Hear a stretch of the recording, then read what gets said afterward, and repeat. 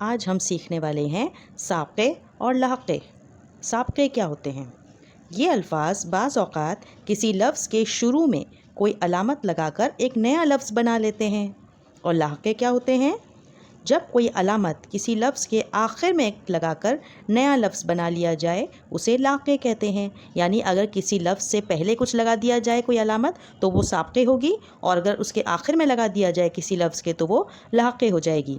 اس کی کچھ مثالوں کے ذریعے سیکھتے ہیں۔ مثلاً سابقے کی مثال ہے، یعنی ہمارے پاس کچھ قسم کے سابقے ہوتے ہیں جو ہم لفظ کے پہلے لگاتے ہیں، بے، نا، لا وغیرہ۔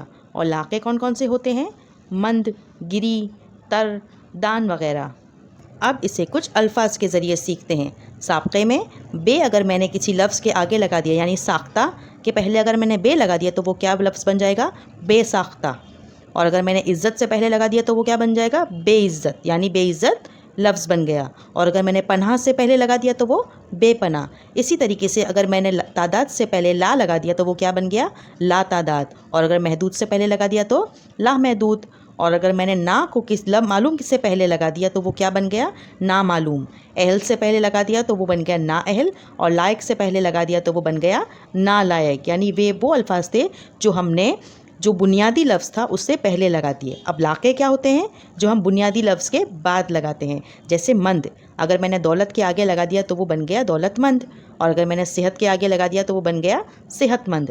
تر کو اگر میں نے زیادہ کے بعد لگایا تو کیا بن گیا؟ زیادہ تر۔ اب یہ وہ ہیں لاحقے جو سابقے نہیں بن سکتے۔ تر جو ہے وہ سابقے نہیں ہو سکتا، ٹھیک ہے، وہ لاحقے ہی ہوگا کیونکہ وہ بنیادی لفظ کے بعد آنے والا ہے۔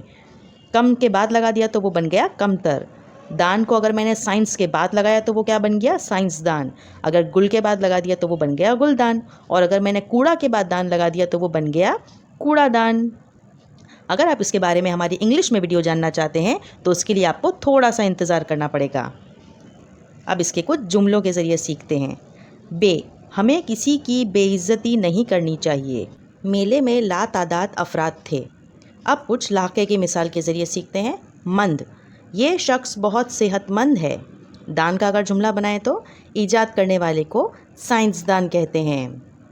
تو یہ ہماری سابقے اور لاحقے کی ویڈیو یہاں پر ختم ہوتی ہے۔ انگلش کے لیے آپ تھوڑا سا انتظار کیجئے اور ہمارے چینل کو سبسکرائب کرنا مت بھولیے گا۔ تب تک کے لیے اللہ حافظ۔